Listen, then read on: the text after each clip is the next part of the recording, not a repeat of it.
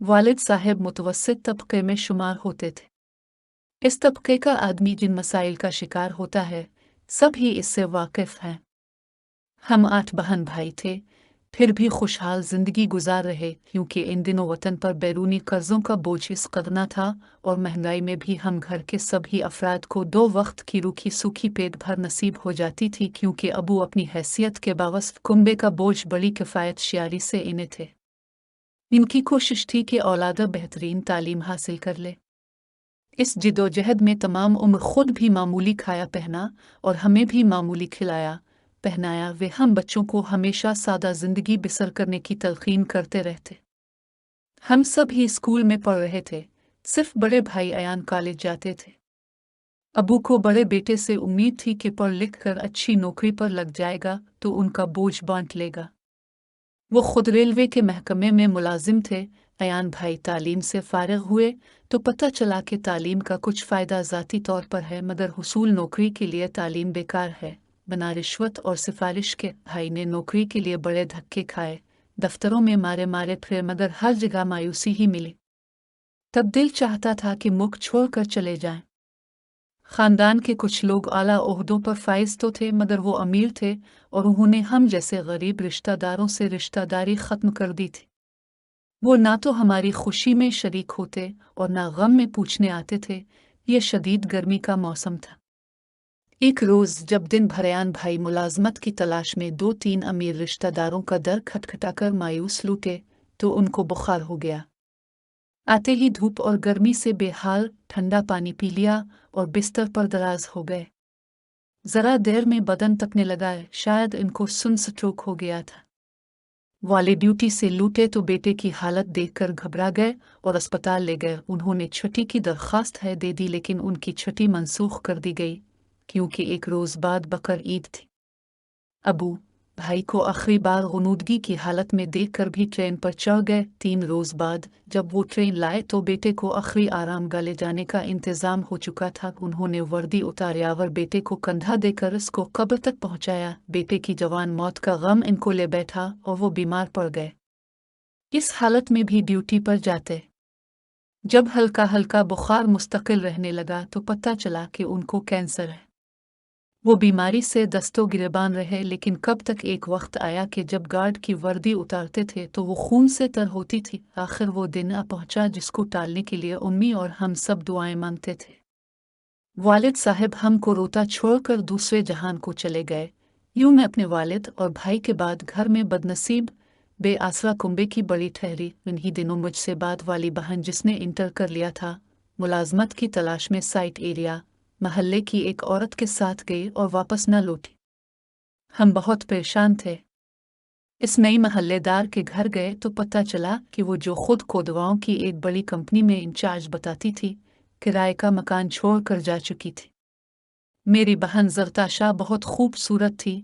वो इसे कंपनी में मुलाजमत का झांसा देकर न जाने कहाँ ले गई थी। हम रोते ही रह गए। पड़ोसन का पता चला और ना जरताशा का।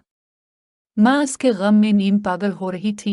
वक्त के साथ साथ बिलाखिर उनको सब्र आता गया, मगर दिल से इसका गम भूलता ना था। अम्मा की सेहत गिरती गई। उन्हीं दिनों मेरा रिजल्ट आ गया और मैंने बीए का इम्तिहान इम्तियाजी नंबरों से पास कर लिया। बीएड करना चाहती थी, मगर वक्त ने उसकी मोहलत ना दी और कुंबे की कफालत की खातिर माँ से मुलाजमत के लिए इजाज़त मांगी। अम्मा तो इस कदर गिरी हुई थीं कि मुझे सर्विस की तलाश में जाने ना देती थी और मैं घर के माशी हालात को देखकर परेशान थी। छोटी बहनें पढ़ रही थी, जिन पर रिश्तेदार बातें बनाने लगे थे। इन बातों की वजह से माँ ने बहन को कॉलेज में दाखिला लेने से रोक दिया। दकियानूसी ख्यालात रखने वाले रिश्तेदार जो हमारे लिए तालीम को बुराई समझते थे, वो अपनी बेटियों को पढ़ाते, मगर हमारी माँ को सलाह देते कि तुम्हारी बच्चियों के सर पर बाप का साया है और ना भाई का, तुम इनको बुर्का पहना दो। जबकि अभी मेरी बहनों की उम्रें 13-14 साल थी। ये रिश्तेदार आवारा लड़कों के रिश्ते हमारे घर लाते थे। माँ इन बेकार के रिश्तों से तंग गए तो चचा से जाकर फरियाद की कि अपने हमसे तगाफुल बरत रखा है। उधर मेरे मैके वाले हर रोज बेकार रिश्ते ले आते हैं। मेरी बच्चियों के सर पर हाथ रख लीजिए ताकि मुझको ऐसी परेशानियों से तो निजात मिले। चचा के लिए खुद 8 बच्चों की कफालत अजाब बनी हुई थी। उनका बड़ा बेटा भी मैट्रिक में था। वो आगे पढ़ना चाहता था मगर चचा इसे कॉलेज की तालीम नहीं दिला सकते थे। उन्होंने कहा, भाभी मेरी मुलाजमत ऐसी है कि एक दिन घर तो 2 दिन बाहर रहना पड़ता है। मैं आपके कुंबे की देखभाल नहीं कर सकता। मेरा लड़का जलील आपका ही बेटा है, इसको अपने साथ ले जाइए और अपना बेटा बनाकर अपने साथ रख लीजिए। मैं भी कभी कभार आता जाता रहूंगा तो आपके रिश्तेदार आपको आज़ार ना करेंगे। यूं चचाजाद जलील हमारे घर आ गया और माँ ने उसे अपने मरहूम बेटे मुबारक भाई का नाम अलबदल बना लिया। इन दिनों जलील हमारे मसाइल में दिलचस्पी लेता था, हमदर्दी भी करता था। माँ का वो ख़ास ख्याल करता, इनको ताई की जगह उम्मी जान बुलाता। वालिदा ने इसे कॉलेज में दाखिल करा दिया है। जलील के हमारे घर पर रहने हमारे रिश्ते के मामू है खालू वगैरह ने आए दिन आना जाना बंद कर दिया। चचाजाद की वजह से उनकी अलगार थम गई। गोया जलील का क़याम हमारे लिए सुकून का बाइस बना। उम्मीद पर सुकून हो गए। एक तो छोटे छोटे घरेलू मसाइल, बिजली गैस वगैरह का बिल भरना, सौदा सलफ लाना, दूसरे गलत किस्म के महल्लेदार लड़कों का हमारी दुकान के सामने से बिलावजा गुजरना और चौकड़ी बनाकर बैठना भी बंद हो गया क्योंकि भाई जैसा नौजवान दिन रात हमारे घर में क़याम रखता था। सभी को मालूम था कि यह हमारा चचाजाद है। उन्हीं दिनों खुशकिस्मती से मेरी मुलाजमत हो गई और मैं करीबी स्कूल में पढ़ाने लगी। गुजर बसर बेहतर हो गई तो माँ को और सुकून मिला। जलील की तालीम का खर्चा मैं ट्यूशन पढ़ाकर पूरा करने लगी। 2 साल बाद इसने उम्मी से कहा कि वो मेरी मन्नी इसके साथ कर दें। वालिदा बोले, बेटे तुम पहले तालीम मुकम्मल कर लो और नौकरी पर लग जाओ तो मैं तुम्हारी मन्नी मुनव्वरा से कर दूंगी। 6 साल तक जलील हमारे साथ रहा। वो पढ़ता रहा और मैं उसकी तालीम का खर्चा उठाती रही। इस अरसे में उसने भी हम लोगों का बहुत ख्याल रखा, उम्मी को सीख दिया। मेरी वालिदा भी इसके लाड एक माँ की तरह उठाती रही। सबसे कहती कि मेरा बेटा मरा नहीं, जलील की सूरत में फिर से जिंदा हो गया है। जलील भी कसमें खाता था कि मुनव्वरा मेरी अमानत है। नौकरी मिलते ही इसको अपना लूंगा और आप लोगों से कभी जुदा ना रहूंगा क्योंकि आप अकेले हैं और आपको मेरी ज़रूरत है। उम्मी ने अपने जेवर भी जलील की भारी फीसों की नज़र कर दिए मगर हमने मलाल ना किया। अम्मी की थोड़ी बहुत ज़मीन थी, बेच कर वो भी जलील पर लगा दी कि ये मेरा बेटा, इसी को मेरे घर का इंतज़ाम संभालना है और आगे मेरी बच्चियों की शादियां भी इसी ने करनी है। लड़कियों का क्या है, ये तो पराया धन है। ज़मीन के बाद अब मकान की बारी आ गई।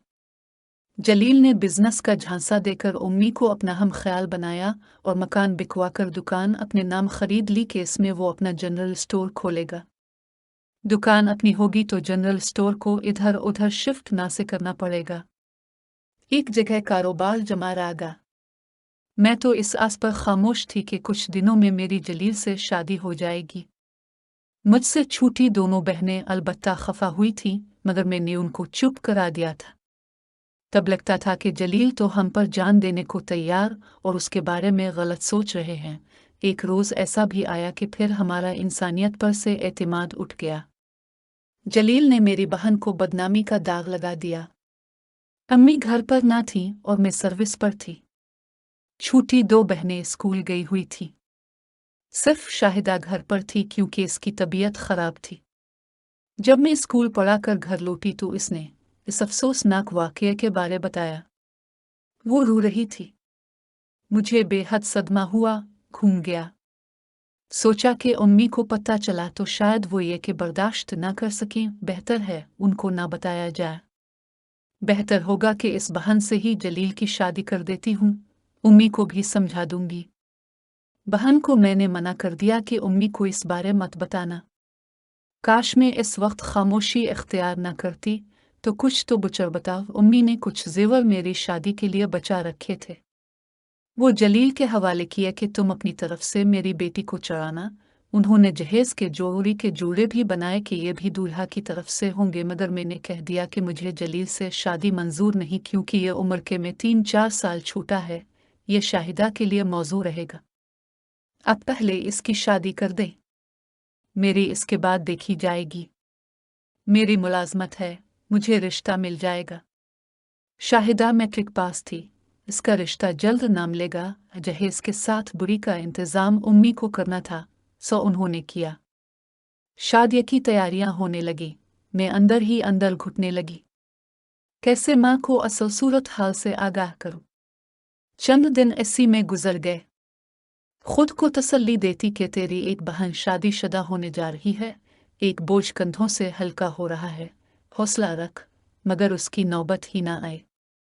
जलील साहब जेवर, बुरी नकदी सब ही कुछ लेकर चलते बने। कुछ दिनों तक इसका कुछ पत्ता ना मिला कि कहाँ गायब है। आखिर किसी रिश्तेदार से मालूम हुआ कि उसने चुपके से इस शादी कर ली है, जो उसके साथ कॉलेज में पढ़ती थी। इसके बाद वो इस लड़के के वालिदैन का घर दामाद बन गया और उन्होंने दोनों को मजीद लड़की से आला तालीम के लिए बैरून मुल्क भिजवा दिया। दुनिया से ऐसा एतबार उठा कि मुझे शादी के नाम से नफरत हो गई। माँ बीमार पड़कर चारपाई से जा लगी। मेरी बहनें जिस जलील को भाई समझती थी, वो दीवार से जा लगी। अब मैं रोती कि जलील भाई ना था, आस्तीन का सांप था। काश अपना भाई जिंदा होता तो आज हमें इस सांप का सहारा ना लेना पड़ता। माँ ने जिसको बेटा समझा वो तो ऐसा नाग निकला जो हमारे ही घर में हमारे खून पर पलता रहा। हमारी खुशियों और इज्जत और नामूस को डस कर हमें कंगाल कर दिया। तो उसने मुझे सीढ़ी बनाया और बुलंदी पर चला गया। बरतानिया से फारिग अल तहसील हुआ और वहाँ ही आज भी अपनी बीवी और बच्चों के साथ खुश व खुर्रम जिंदगी गुजार रहा है। वो वहाँ अपने मकान में रहता है और हम किराए के घर में। माँ ठंडी आहें भर कर उसको याद करती हैं कि बेटा कहा था, तभी बद्दुआ नहीं दे सकती, मगर मैं जानती हूँ कि ये ठंडी आहें भी माँ की गूंगी बद्दुआएं ही हैं जो कभी ना कभी जलील को जरूर लगेगी। उम्र अब 40 बरस से ऊपर है। सब बहनों की शादियां कर दी हैं, मगर अपनी नहीं की, क्योंकि बूढ़ी माँ को तन्हा नहीं छोड़ सकती। वो बहुत ज़ईफ हो चुकी हैं। इनको हमा वक्त मेरी ज़रूरत रहती है। मैं इनसे एक लम्हे को गाफिल नहीं हो सकती। शायद अल्लाह ताला ने मुझे उनकी खिदमत के लिए बनाया था। इस सादत से मुझी को सरफराज करना मेरी किस्मत में लिख दिया था। मैं खुश हूँ कि माँ की खिदमत से बढ़कर कोई बड़ी सादत नहीं हो